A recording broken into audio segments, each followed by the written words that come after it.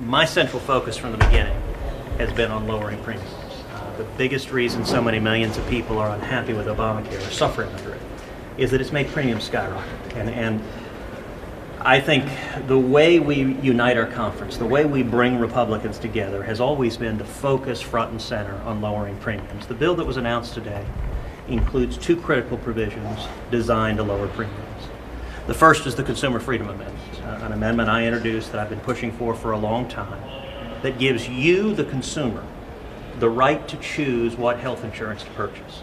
So it's not the federal government mandating what insurance you have to buy, but rather you get to choose the insurance that is appropriate for you and your family.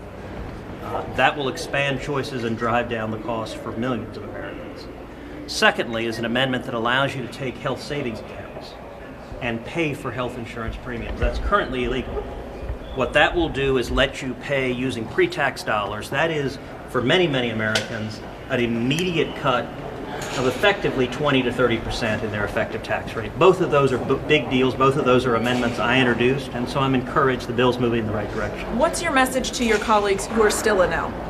Well, look, this is a deliberative process. It has been a process that's been ongoing now for about 6 months. 6 months ago, Lamar Alexander and I joined together in bringing together the Obamacare Repeal Working Group, and we've been meeting collaboratively with senators across the ideological spectrum, trying to unite the Republican conference. And I think the bill today reflects the input from senators across the spectrum. It's not the ideal bill I'd like to pass. I suspect there may not be a single senator for whom it's the ideal bill they'd like to pass, but it does represent a bill that reflects the concerns expressed across the conference. I think that's how we actually come together and honor our promise to repeal Obamacare. Is your amendment enough to get to 50?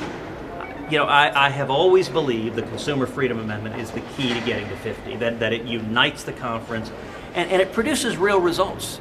You know, the way we come together is we focus on lowering premiums. If next year, the year after, we have people back home who see their premiums drop 10, 20, 30%, that's a big win, and it's a win for everyone. It's a win for conservatives, it's a win for moderates, it's a win for the men and women we were elected to represent.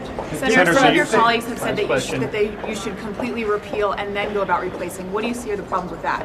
Listen, I have long agreed with that strategy. Indeed, back in January, Mike Lee and I urged everyone in writing to pass the 2015 repeal language that virtually every Republican had voted for.